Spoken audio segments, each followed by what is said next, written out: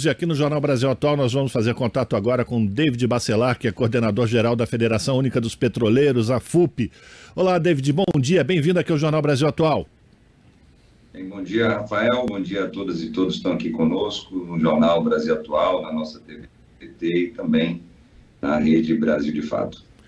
Vamos falar com o David sobre a decisão da Petrobras de realizar encomendas de plataformas no exterior, uma decisão que impacta na possibilidade de criação de 1 milhão de empregos no Brasil. Das 14 plataformas previstas para a operação nas bacias de Campos e Santos, 10 já foram contratadas fora do país, sendo 7 na China, 2 em Singapura e uma na Coreia do Sul. A gente não está precisando gerar emprego não, né, David, para contratar plataforma fora do país. Como é que você avalia essa decisão da empresa? Verdade, Rafael. É como se nós não tivéssemos mais de 10 milhões de pessoas que não conseguem emprego aqui no Brasil.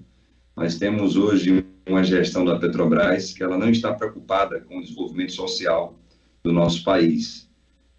Como você bem lembrou, nós temos aí encomendas de 14 plataformas. Dessas, 10, infelizmente, já estão com geração de emprego, renda em outros países, nos países citados por você, na China, Singapura e Coreia do Sul, e nenhuma dessas plataformas estão sendo construídas aqui no Brasil.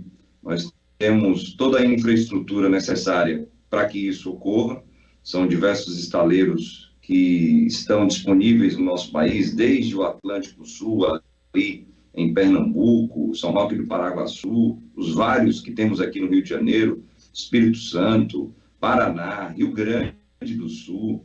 E além da infraestrutura, temos trabalhadores e trabalhadoras, pessoas que se capacitaram, pessoas que têm experiência ao longo, por sinal, de 8 anos de trabalhos que foram feitos nesses estaleiros, com a construção de navios, construção de sondas de perfuração marítima, de plataformas. E, infelizmente, a gestão atual da Petrobras prefere fazer essas encomendas lá fora do país. Como você bem citou, nós temos aí a possibilidade de estar gerando 1.500.000 empregos fora do Brasil. Como você bem disse, como se o povo brasileiro não estivesse precisando. Essa é a atual gestão da Petrobras, a gestão bolsonarista da Petrobras, que serve a interesses internacionais e que não serve aos interesses do povo brasileiro. É uma triste realidade que já foi diferente nos governos do presidente Lula, também no primeiro mandato da presidenta Dilma, e hoje nós estamos vendo isso com indignação, porque é inadmissível que essas contratações elas tenham sido feitas para fora do país. Esperamos que a partir de 2023 tenhamos um governo popular, democrático, desenvolvimentista, que observe as propostas, por sinal, que já foram feitas pela FUP para o setor de petróleo e gás, no sentido de a Petrobras ela ser essa grande mola indutora da economia nacional, da engenharia nacional, gerando milhões de empregos, como a Petrobras sempre fez ao longo da sua história, Rafael. Pois é, o David, a gente tem aqui dados do Sindicato Nacional da Indústria da Construção e Reparação Naval, mostrando que quando os estaleiros brasileiros tinham encomendas, eram cerca de 83 mil trabalhadores em 2014. Hoje são apenas 21.400, muito longe, portanto, daquela época em que a gente tinha uma economia mais dinamizada. A Petrobras era indutora na geração de empregos e de riqueza. Também tem um outro dado do Instituto de Estudos Estratégicos de Petróleo, Gás Natural e Biocombustíveis, o INEP.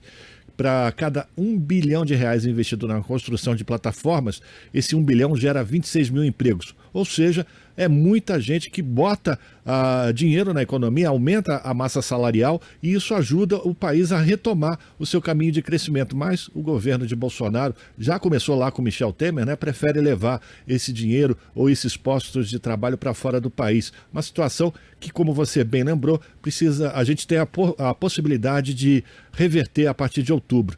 E já que a gente está falando de outubro, eu quero lembrar da Petrobras, que anunciou uma nova redução no preço do diesel. O que está acontecendo, David? Por que agora a Petrobras consegue reduzir o valor do preço do diesel? Rafael, na verdade, nós temos aí uma série de ações eleitoreiras do governo federal.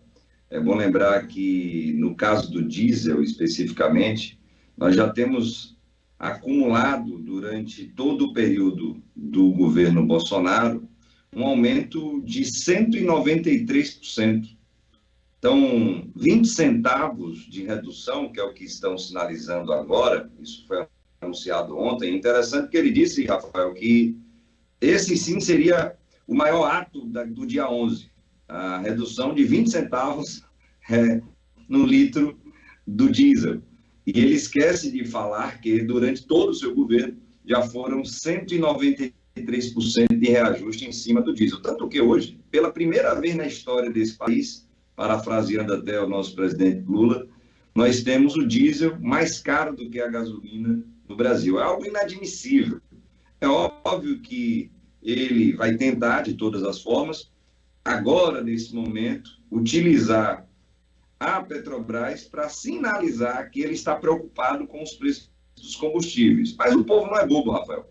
Nós temos aí 3 anos e meio de governo, ou desgoverno Bolsonaro, e não tivemos nenhum tipo de preocupação dele para com os combustíveis aqui no país. Tanto que perdeu a sua base eleitoral com os caminhoneiros. Hoje temos grandes lideranças dos caminhoneiros que estão conosco. Mandar até um abraço aqui para o Chorão, grande liderança dos caminhoneiros no estado de São Paulo, para o Liting, grande liderança dos caminhoneiros em todo o sul do Brasil, o Vento Forte, grande liderança ali na Bahia, no Nordeste. Ou seja, ele não está preocupado agora, ele vem dizer que vai baixar 20 centavos, porque está preocupado com o resultado das eleições e o que as pesquisas já estão sinalizando nesse momento, dando aí várias pesquisas, a possibilidade de vitória do Lula em primeiro turno. Então, é apenas mais uma ação eleitoreira, ele não mudou o preço de paridade de importação. Nós ainda temos aqui no Brasil algo que é inadmissível, um país que é autossuficiente em petróleo, um país que tem refinarias para refinar esse petróleo, um país que hoje é o 9º maior país em consumo de combustíveis no mundo. Não faz sentido algum utilizar como política de preço dos combustíveis o preço de paridade de importação, PPI. Ele não mexeu em absolutamente nada disso. Só fez esse gesto de 20 centavos a menos no litro do diesel para dizer que está baixando. Mas não se iludam, nós não teremos aí grandes reversões dos preços dos combustíveis até o dia 2 de outubro. Apesar de todo o desespero do presidente da República, que não fez nada durante todo o seu mandato, a não ser andar de jet ski e fazer motociata aí por todo o Brasil, gastando milhões no seu cartão corporativo. A gente está conversando com o David Bacelar, que é coordenador-geral da FUP, a Federação Única dos Petroleiros. David, a gente sempre lembra aqui que uma das bandeiras dos neoliberais, que é a privatização das refinarias, ia implicar numa redução dos preços dos combustíveis. E já existem estudos mostrando que a refinaria da Bahia, na verdade, acabou ocasionando um preço maior ainda do que aquele praticado pela Petrobras. Então, é importante que as pessoas tenham consciência de que, além de vender o patrimônio público, isso não vai significar numa redução dos preços dos combustíveis. E já aproveitar a tua resposta, David, para a gente logo em seguida ter que encerrar, infelizmente por causa do nosso tempo, como é que você avaliou as manifestações dos atos do dia 11, ontem, um dia histórico em todo o Brasil? Bem, Rafael, primeiro com relação a esse tema das privatizações das refinarias, eu sempre lembro que sou lotado na refinaria Landulfo Alves, que foi privatizada ali na Bahia, apesar de estar no Rio de Janeiro, aqui na coordenação geral da FUP, sou natural da Bahia e lotado ali. E, de fato, esses estudos eles foram feitos ali em meados de 2016, eles já pré-anunciavam esse desastre do monopólio regional privado sendo constituído no Nordeste, no estado da Bahia, de termos a ameaça de desabastecimento de alguns produtos e dos preços subirem.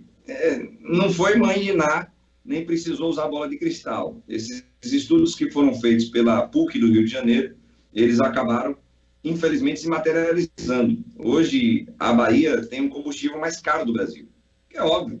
O fundo de investimentos lá de Abu Dhabi, chamado Mubadala, ele veio para cá para ganhar dinheiro em cima do povo brasileiro, do povo baiano. Os mais de 1 bilhão e 800 milhões de dólares que eles investiram, eles querem ter um retorno no menor espaço de tempo possível. Custe o que custar, seja em cima do trabalhador, da trabalhadora, minimizando os custos, seja em cima do cidadão, da cidadã, maximizando os lucros a partir dos preços. Então, isso é óbvio, é uma regra básica do capitalismo, minimizar custo, maximizar lucro. E estão fazendo isso. E com relação aos atos de ontem, nós tivemos a oportunidade, Rafael, de participar, representando a FUP, estávamos eu, a companheira Cibele, mais um ônibus que veio, ou foi, né, para São Paulo, daqui do Norte Fluminense. Ontem estivemos ali na Faculdade de Direito da USP, no Largo de São Francisco, estivemos aqui na PUC do Rio de Janeiro, estivemos em Salvador, em Minas Gerais, em Fortaleza, no Rio Grande do Sul, também em Curitiba. Foram vários atos que ocorreram em todo o país e ficou uma mensagem muito explícita. Eu, particularmente, fiquei bastante emocionado com o ato de ontem, muito simbólico, com um sentimento muito forte de unidade entre os diferentes, é uma unidade entre a diversidade daqueles que apoiam a democracia. Ali eu vi pessoas que nós já disputamos muito, principalmente temas relacionados à soberania nacional, à soberania energética, não vou citar aqui os nomes, mas foi muito importante esse ato ali, principalmente na Faculdade de Direito da USP, porque sinalizou para o governo federal, para aqueles que tentam romper com os limites da democracia, que tentam acabar com o Estado Democrático de Direito, que a sociedade brasileira ela não vai aceitar isso. Então, qualquer ameaça desse presidente que hoje está sentado na cadeira ali no Planalto Central, sinalizando que no dia 7 de setembro ele vai tentar dar um golpe, com certeza a população brasileira já não aceita isso, não aceitará isso. Então, foi muito importante, Rafael, porque, mais uma vez, assim como ocorreu no final da década de 30, início da década de 40, para nós vencermos o fascismo, nós tivemos uma união entre a esquerda e os liberais democratas. Assim como tivemos um processo de redemocratização do país, ali no final da década de 70, início da década de 80, nós tivemos essa união. E, mais uma vez, agora em 2022, estamos tendo a necessidade de regredir 45 anos atrás, que foi a Carta aos Brasileiros e Brasileiras, no dia 11 de agosto de 77, para nós dizermos mais uma vez que nós estamos em defesa da nossa democracia, mesmo que seja uma democracia em vertigem, mesmo que seja uma democracia frágil, ela precisa ser defendida para que nós possamos alcançar essa democracia ideal, essa democracia plena, onde tenhamos igualdade racial, igualdade de gênero, onde tenhamos oportunidades para todos os brasileiros e brasileiras. Muito bem, quero agradecer ao David Bacelar, coordenador-geral da Federação Única dos Petroleiros, sua participação aqui no Jornal Brasil Atual. David, forte abraço para você e até uma próxima. Forte abraço, Rafael, bom final de semana a todos e todas, um beijo no coração de cada um e cada um. Agora são 7h28. Você está ouvindo Jornal Brasil Atual. As notícias que os outros não dão.